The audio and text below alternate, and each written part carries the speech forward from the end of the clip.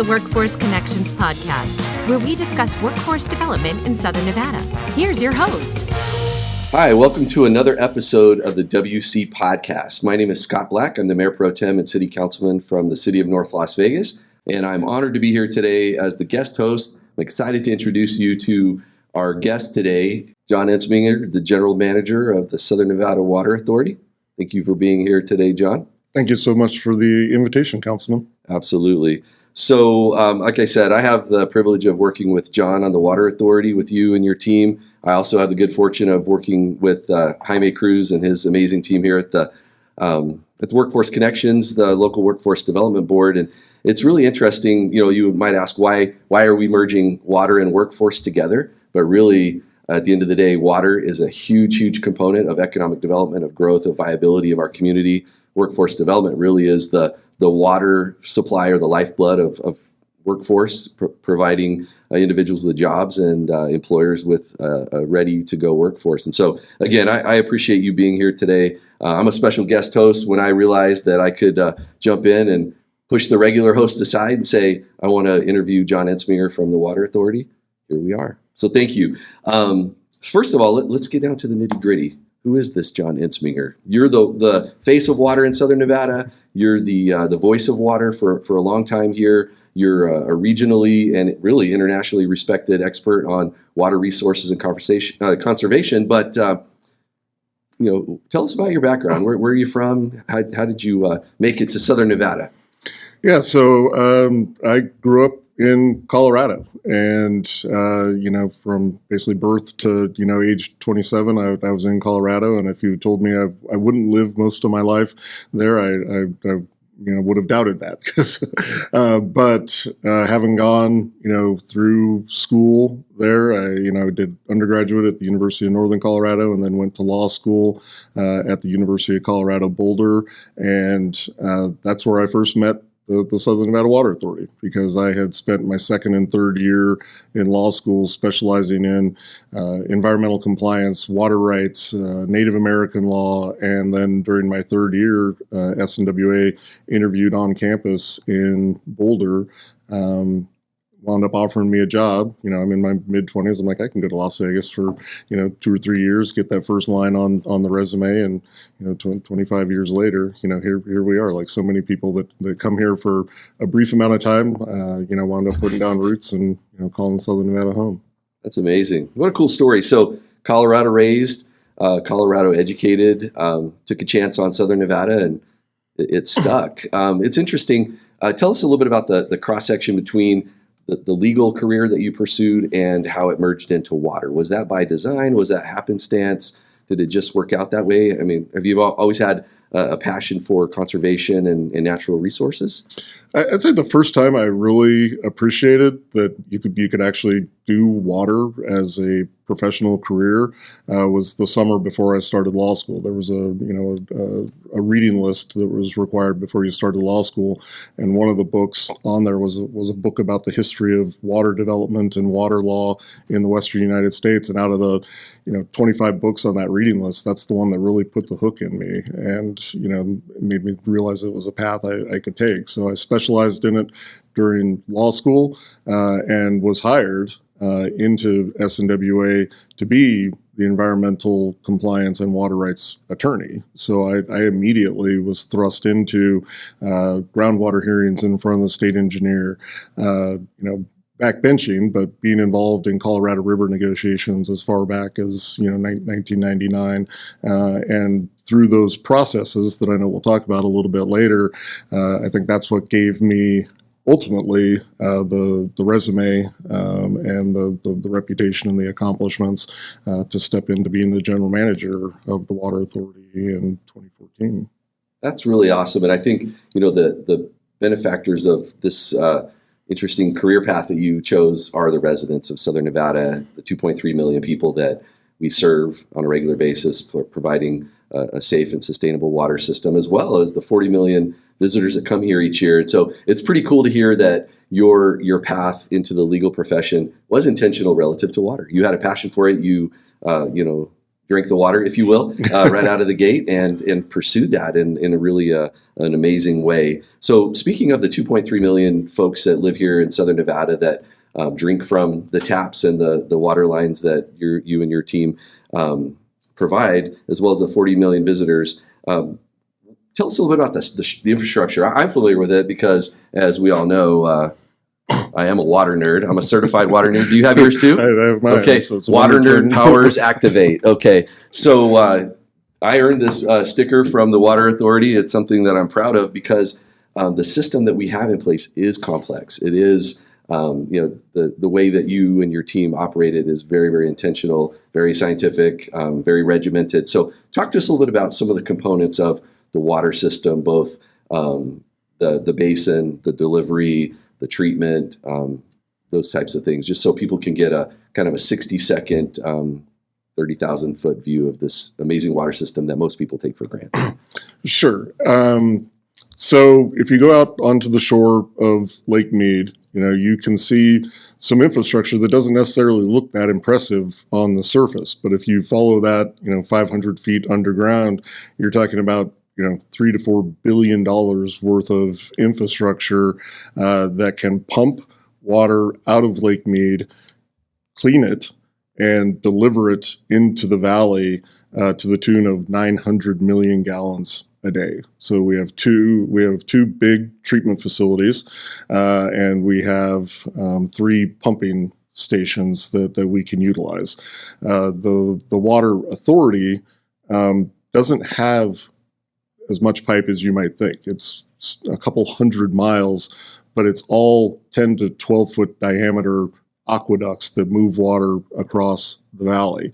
It's when we deliver it to our retail customers, right? Because the Water Authority doesn't deliver water to individual people.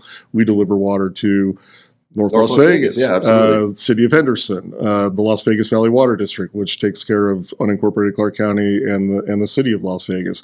And then if you look at those 3 primary retail providers, they have about 10,000 miles of pipe underneath this valley in, dozens of pump stations, dozens of reservoirs, most of which is kind of hiding in plain sight. You drive by it every day, and that's what's behind that, cinder block wall right there. It's like, oh, that's a 20 million gallon reservoir. Nobody really knows what it is or what it does, but what it's ensuring is that, when it's 115 degrees out on July 18th, we have the capacity to pump up to 900 million gallons a day to ensure the safety and sustainability of those 2.3 million people that call Southern Nevada home. That's awesome. So in order to pull this off every day of every year, how many employees do you have, vehicles, facilities, just an overview? Because it's a big organization with a lot of trained, specialized engineers and technicians. Just talk a little bit about the scope of your organization. Yeah, so I'm really speaking about both the Southern Nevada Water Authority and the Las Vegas Valley Water District because I'm general manager of both of those. Yes, that's correct. But I'm excluding, intentionally because I don't have as much information on Henderson and North Las Vegas. But just between... We do the same, but so there's some redundancy or an expansion of what you'll say. Well, if you think about it this way, SNWA is 100% of the wholesale, and the Water District's about 70% of the retail. Henderson, North Las Vegas are the other 30% of the retail. So for 100% wholesale, 70% retail, we have right about 1,400 employees. Okay. And there's a myriad of career paths, within the water utility sector. I mean, from the nuts and bolts of there's a main break, and we got to have guys who know how to operate heavy machinery and get out there and set up traffic protection and, get that main break fixed at 2:00 in the morning to, IT professionals who are ensuring against cyber attacks to, customer care associates that are taking care of our, 1.2 million customer accounts, biologists, limonologists who are, study lakes. If you want to know what they study lemonade, a limonologist. Yeah, a limonologist is an expert in lakes. I was out on Lake Mead with a PhD limnologist yesterday. Wow. We have zoologists over at the Springs Preserve. So it really is, a multidisciplinary workforce that, as you said, is, working 24/7, 365, because water never takes a break. People don't ever want a day when water doesn't come out of the tap. Yeah, absolutely. So it's interesting. You went into an area that really kind of struck a chord with me as a person who is involved in the workforce development area of our community, of our economy, is to be able to identify employee demand through the employer, whether it's a government entity or quasi-government entity that has specialized fields like you just mentioned, all the way across the range of employer demands to really raise up a workforce that is trained in those specific areas. Young people, we serve a lot of youth in our community through Workforce Connections, and a lot of these youth are vulnerable. They come from circumstances that are less than ideal. There are about 42,000 youth in our community right now between the ages of 16 and 24 that are not in school and that are not currently gainfully employed. And so when you speak of the technician working on the water main, repairing a leak, when you speak of that's a trade. And we are really, really heavy on directing youth to trades that are important to them, that connect with their desires, their skill sets, their personality. So you have to go to college to be a luminologist, a PhD, no doubt. But you don't have to go to college to have a great career with the water authority or the water district to repair infrastructure. Is that correct?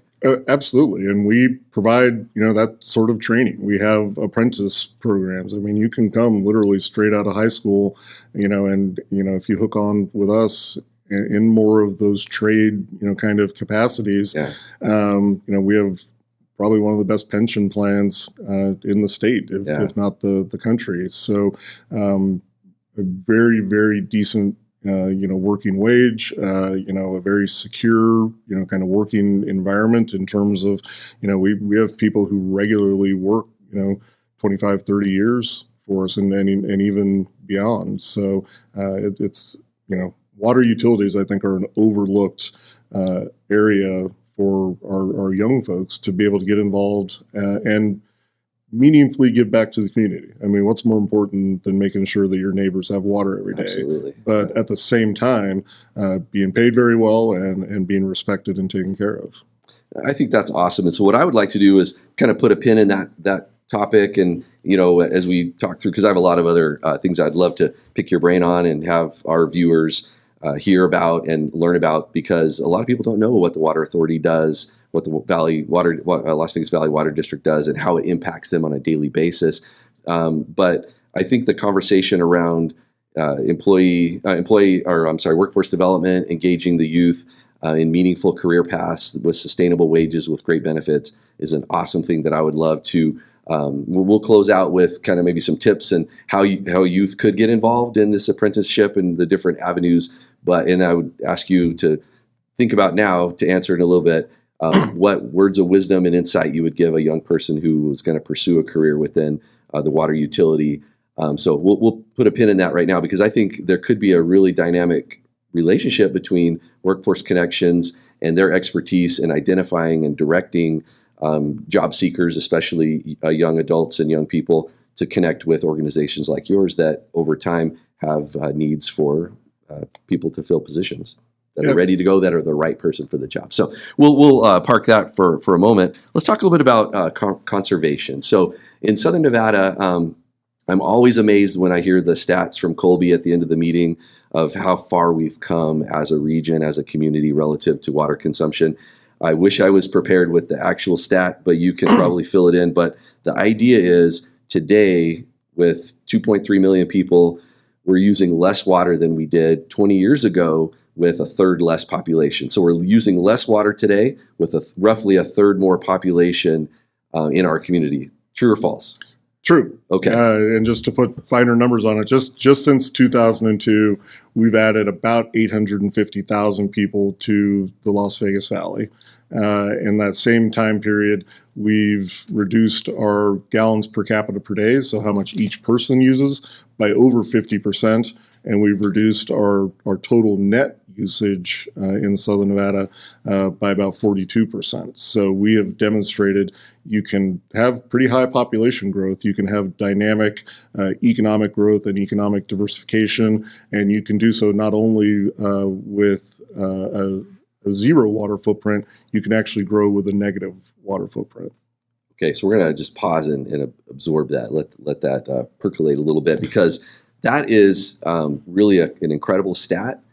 But let's talk about how that occurred, because that did not happen by mistake or on accident or just organically. It happened because of some measures, some hard decisions that were made by you, your predecessor, your colleagues, my colleagues, over the last 2 decades or so to do some things intentional, to make some hard decisions, to implement conservation programs for us to be able to say what you just said here in 2024. Will you speak to a few of maybe your favorite initiatives that you've seen implemented, and or maybe the ones that have been the most impactful relative to conserving water to get us to this point where we're literally an 850,000 person larger community using 40% or 42% less water today? How did that happen? Well, the first thing I always tell people about conservation is a journey. It's not a destination. And we started our journey in earnest going back to 2002. 2002 is the driest recorded year on the Colorado River in history. The river only got 25% of normal runoff into the big reservoirs. And that triggered our first ever drought plan at that point, where we began taking initial measures. No more grass in commercial development, no more grass in front yards, upping our turf rebate, I think, to $1 a square foot at that point. It's $5 today, and it's while supplies last. It's $5 today while supplies last. And literally, every year we kind of added to that, portfolio of conservation measures, kind of most recently culminating in 2022, 20 years after we started the journey, with additional golf course budgets, with limiting the size of swimming pools, with a moratorium on evaporative cooling, with all of these different measures that asked every single sector of the community to make sacrifice. Because no single sector could have done it by themselves. But with everyone pitching in, that's what has resulted in us reducing our water use by another 26% just over the last 4 years, which in the face of climate change and diminished supplies on the Colorado River is critical to ensuring not just the safety and security of our existing population, but making sure that we can continue to grow that economy and grow that workforce. Awesome. So to kind of summarize, well, first of all, I would like to say, I don't know if it's coincidental or not, but you've been working on this conservation initiatives, a wide variety of them that you mentioned, for the last 20 plus years. But I identify over the last, say, 3 years, an accelerator of sorts with AB 356 and the non-functional turf, the wet technologies, the rebates for commercial and single family residents, the golf course budgets, all those things, the septic conversions that we're working on. All those things happened since I've been on the board. So coincidental, or am I maybe I am a water nerd. You failed to mention your service on the non-functional turf advisory committee. Yeah, I represented the government entities on that. Look, it's not coincidental. I'm being a little bit facetious, but it's amazing to be at the table watching this all occur and being an active participant in it, because it's important. Because the philosophy behind conservation has been, to turn the dials and knobs, you need to turn as the need arises, right? We could have done everything we've done to date going back to 2002, and it would have been a complete shock to the community. They needed time to adapt. So that's why we've been stepping it in more gradually. But I mentioned 2002 being the driest year in recorded history. 2020 and 2021 turned into the driest back-to-back years in recorded history. So we had really started to see infrastructure at Lake Powell be threatened. That Lake Powell, for the first time since its construction, could have gone to a level where it couldn't generate hydropower anymore. Lake Mead, we were showing our first intake was sticking out of the air.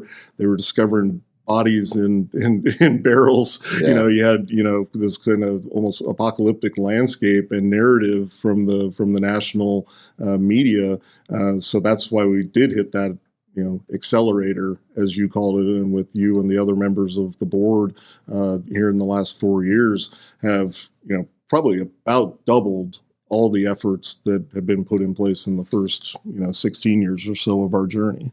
Yeah, I think that goes back to the point you just reiterated, which is it is a journey, not a destination, meaning you have moments of celebration, but we need to keep mashing it. We need to keep pursuing conservation. Obviously, the lower hanging fruit has been realized. Now we're really honing in on moving that gallons per capita per day, the GPCD. The goal is 86 by 2035. That's right. And we were around 112. We're inching that down, and we're moving the needle because of these strategic initiatives, the buy-in from the regions, the buy-in from the purveyor members like North Las Vegas, and the commitment from the community. And so I just think it's awesome because on one hand, you could say, I like the recent commercial that says, live in the desert, not in denial. You guys have a really great ad campaign. So there are these core things that are done at the Water Authority, policy-wise, that go out to the organizations that are adopted, like in North Las Vegas, swimming pool size, non-functional turf, building codes, things that we do to lay a foundation for continued conservation. But then there's this effort to get awareness, education, and buy-in from the residents. And Water Authority, I think, does a really great job in a wide variety of mediums and messages to get that word out. So the point of this aspect of our conversation is we can celebrate for a moment. We have to keep on going because there really is no arrival date. It's a journey, and it's an ongoing journey. One thing that I think is important for our viewers to hear about you is we didn't do all this stuff in isolation. A lot of eyes are on Southern Nevada. International, regional, and national eyes on how did we do what we did and how did we yield those results. And what we're doing, like, for instance, with AB 356 and defining non-functional turf and implementing some really robust programs to save that water. Aren't other regions and areas, how many municipalities have adopted the language that we've implemented? It's growing and spreading what we're starting. Well, no one has been as aggressive as us, right? Yeah. Yet, but they're catching on, though, right? Absolutely. Yeah. And to your point, AB 356, and for the listeners, that requires all non-functional turf, which I know NTRAC came up with a much more detailed definition. My definition of non-functional turf is if you won't let your kids or grandkids play on it, it's not functional. Yeah, right. We're not playing catch in the middle of Summerlin Parkway. Not playing catch in traffic medians. Right. Exactly. And so, that bill was signed by Governor Sisolak in June of 2021, just over 3 years ago now. And in that time frame, 40 different municipalities, from Colorado to Arizona to Utah, California, have all taken the pledge to remove at least 30% of their non-functional turf in the same time frame. I mean, we got a call from Kansas City who wanted to be part of the effort. And we're like, wow. You guys aren't in the Colorado River Basin. They're like, it's still a good idea. We are definitely, we're not setting out to be the scolds, right? We're not setting out to, say everybody's got to adapt exactly the same way we've adapting, but by walking the walk, we have absolutely turned into a global leader in urban water conservation. Which is awesome. We want to share, because it's our planet, everyone, we have an interest in this, but I just am super proud of the work that we've done here in Southern Nevada and will continue to do. I'm also proud that you not only are the voice and the face of water conservation, water quality, and a water supply for the next 50 plus years in our community. You also are a key and lead person regionally and nationally regarding negotiating agreements. And we just passed something last week at the board meeting that, without going into much detail, people can read the record from our meeting, is very, very instrumental and pivotal in preserving water access to a rural community in Southern Nevada, which is phenomenal. So large and small, what's your proudest achievement relative to agreements or contracts that you've negotiated to benefit residents in Southern Nevada? And also, what do you have on the horizon that you're working on right now relative to the long-term sustainability of our water supply? That's a mouthful of a question, but you're really at the table in all of these. Talk to us a little bit about a few things of what you've done example-wise, and what's cooking right now to keep this momentum going. Yeah, so you don't have to get too technical, but no, just some high-level stuff. But on the Colorado, I mean, you have to keep in mind the Colorado River is 90% of the water supply for Southern Nevada, which means it's 90% of the water supply for 76% of the state's population. And so the agreements that I've been, lucky enough to be assigned to work on over the years, the 2007 guidelines, which is an agreement between 7 states, all the water users, the federal government, that for the first time got us access to being able to move our virgin and muddy river water through Lake Mead and take it out at our facilities without spending a dime on new infrastructure. That increased our community's water portfolio by 15% overnight. It gave us the ability to bank our water in Lake Mead, rather than seeing it, flow downstream to other water users. The agreements minute 319, minute 323 that the United States has been able to negotiate with our neighbors in Mexico, I'm very proud of. And I was part of a very small group of negotiators that got in there, because you were at a point, say 2010, 2011, where the tensions between the two countries were extremely high, and no one knew exactly what the outcome was going to be. So be able to sit down, with people literally from another country and talk about our commonalities and come up with mutually beneficial solutions. Our guy on the street in Las Vegas may not appreciate that we're friends with Mexico now, at least on water. Yeah. But it was a big breakthrough. And then the last one I'll really mention was the 2019 drought contingency plan, which gave our community additional water security, for the first time showed what kind of reductions California would take in the face of declining reservoir elevations. And that particular deal had to go through Congress, and it passed the House of Representatives 435-0 and the U.S. Senate 100-0. So you show me other legislation in the last 5 years that's passed Congress 535-0, I'll salute you, but it's not very common. Exist. Yeah, so to be able to deliver a package that works for 7 states, that is 40 million Americans' water supply, I was really privileged to be able to work on that stuff. Yeah, well, we're really, and again, you mentioned it, to the untrained individual, the person, the resident, North Las Vegas, Clark County, wherever, they don't realize what goes into all the dynamics of our community's water system, both real time, turn the faucet, something comes out and it's quality, all the way down to where is our water coming from, how does it get here, and most importantly, what are we doing to preserve access to that natural resource for the future. And just those points that you illustrated right there make me proud and make me thankful and indicate, and I'm the first to tell anyone who will talk water with me about what it takes to deliver water in the manner that we do and in a sustainable and hopefully a long-term way.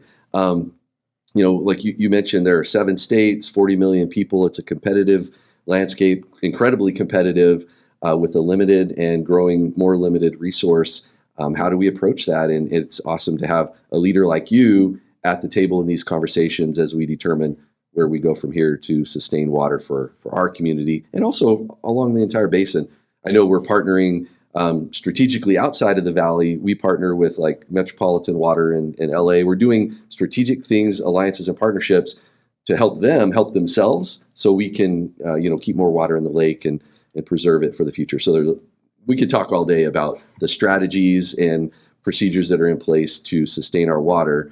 The bottom line is I'm happy to say and to hear that we're water safe for a long time ahead, as long as we continue to do the things that we're doing and have the right people at the helm in your organization. So we can celebrate, even though or on our journey. Yeah, and just think the last point I would add in terms of our water security, because people are always talking about is Las Vegas going to run out of water, right? We have the smallest allocation under the Colorado River Compact.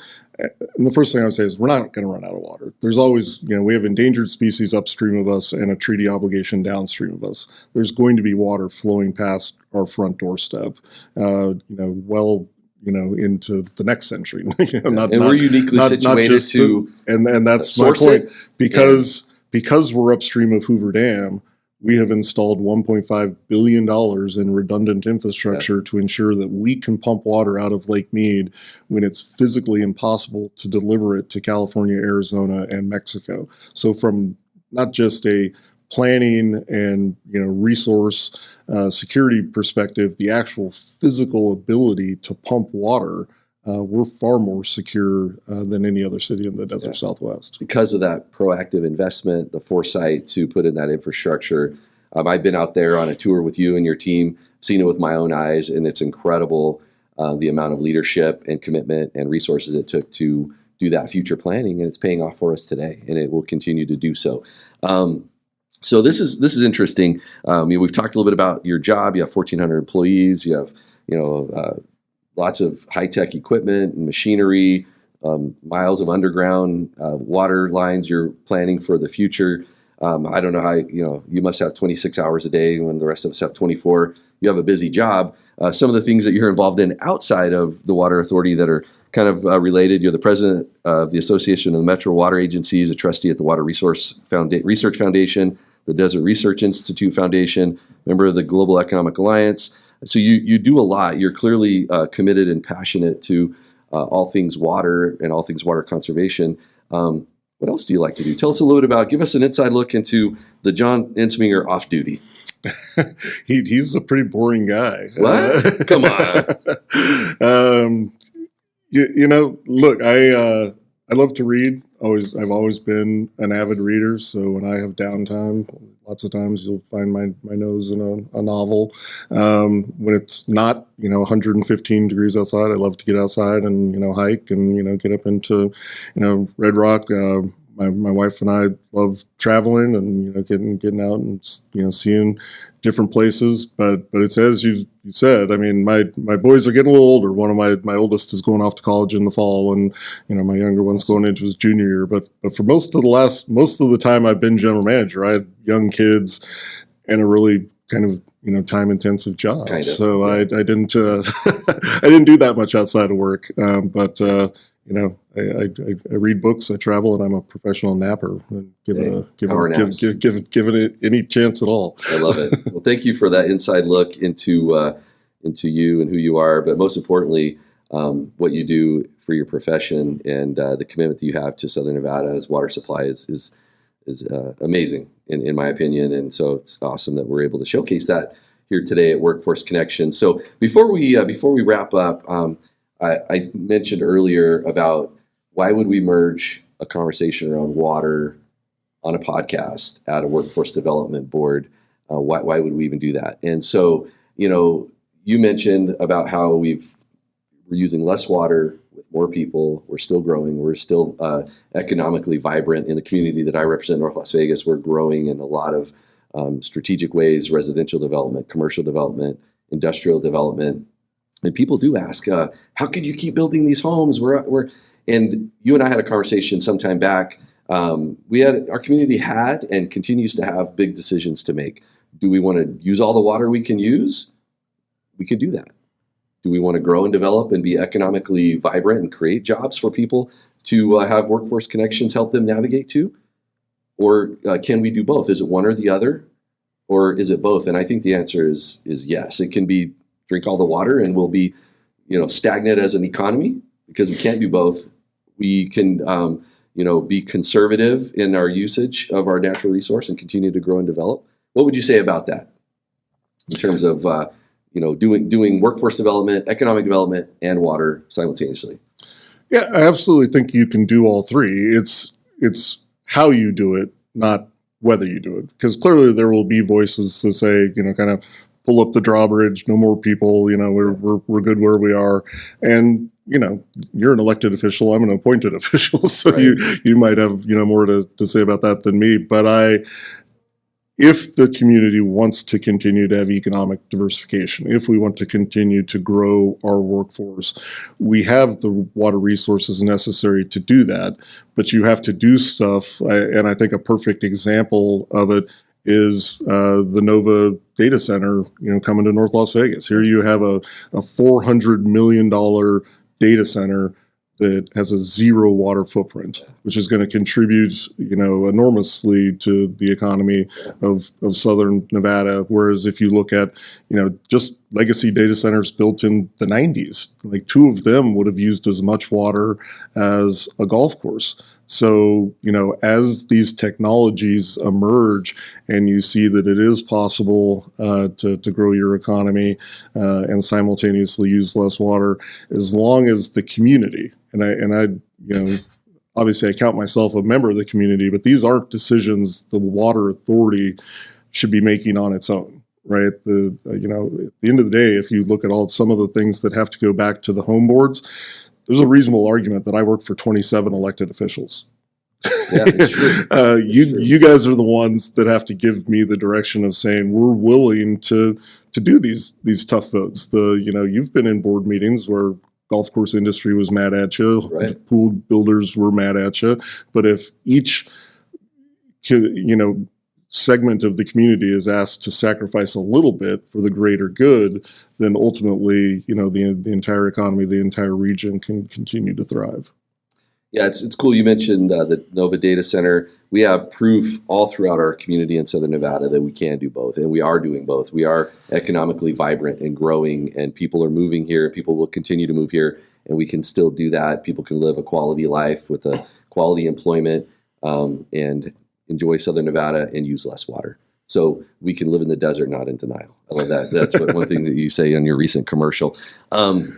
So I would wrap up with this. There is an amazing cross-section between water and economic viability and workforce development. What advice would you give someone, whether they were young or an older person that was just interested in getting into the water utility and environmental sciences in general? You mentioned there is really a wide range of employment opportunities within your organization. What advice would you give them to open the door to pursue a career in your industry? Yeah, well, and it really does kind of depend on what path you're on. If you're looking to get more into, a trade, like I said, we have apprentice programs. We participate in job fairs. You can go to both SNWA.com or LVVWD.com and always be seeing our job listings, particularly for the Water District, getting into our summer hire program. I mean, we have people that have, worked for us for 25 years that started off as summer hires and then, worked their way through the system. And that would be more, probably, on the operations, side of things, which I think it's important for young people to realize, because I think a lot of people are thinking about jobs now. It's like, if you can't do the job remote, it's not a good job. Well, there are physical systems in our world, not just water utilities, but power facilities, manufacturing. There are things that are never going to be able to be done from a smartphone, and they're going to be well paying. Fixing plumbing in people's houses, we're not going to have a robot to do that in the next couple of decades. Yeah, so there are going to be good paying jobs to build and maintain physical systems. And I think that's something our young folks should absolutely keep in mind, because I think the wage growth in those areas, as more and more people don't want sort of to get their hands dirty, are going to increase in the coming years. But then that goes all the way over to, if you're a biology or chemistry major at UNLV, apply to get into our postdoc problem, out at the River Mountains, treatment facilities. People come from worldwide to work in your lab space. We hire people from all over the world to work in our labs, but the majority of our postdocs are from UNLV. So it really does run the spectrum. There's almost, I have a history degree and a law degree, and somehow I wound up running a water utility.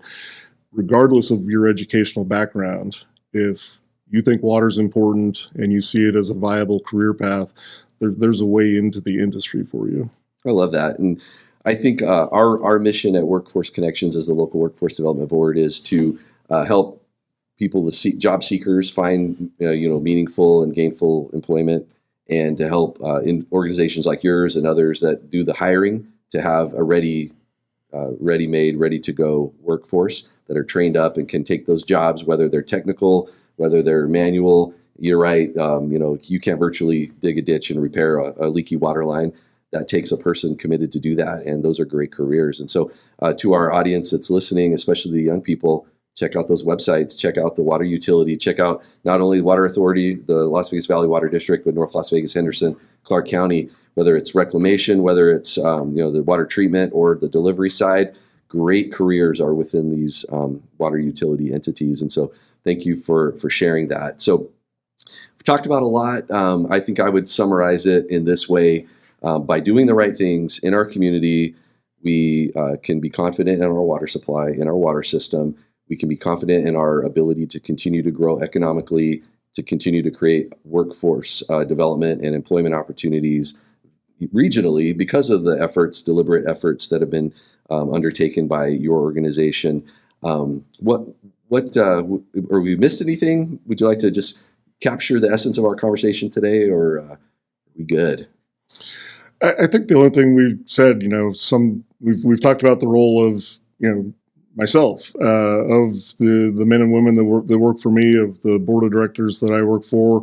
The last thing I would leave the listeners with is it's really the community. It really is. We would not have been able to do the things we've done without buy-in. We have 85% when we do customer surveys approval of our conservation measures. It's tough to get 80% of any people on any topic to agree these days. So the fact that our community has been willing to drive the culture of living in the desert, not in denial, is I think the single biggest key to our success. We have a great community. They're resilient. They made the sacrifices. They're on board. Coupled with the partnership that the municipalities have with your agency, I think we have a really great formula for water success into the future, and that lends itself once again into economic success, workforce success. People can have good jobs, whether they work in for your organization or North Las Vegas or anywhere else. Our community will remain viable because of the hard work of folks like you. So to our viewers, if you know, we have our own Las Vegas Bobby Boucher.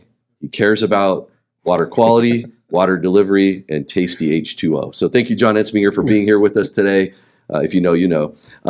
It's been awesome to talk to you. It's really a privilege of mine to rub shoulders with you and your staff on the Water Authority Board, as well as here at the Workforce Connections Board. And so I'm the lucky one. Thanks for talking to us today. Thank you so much for having me. Over and out.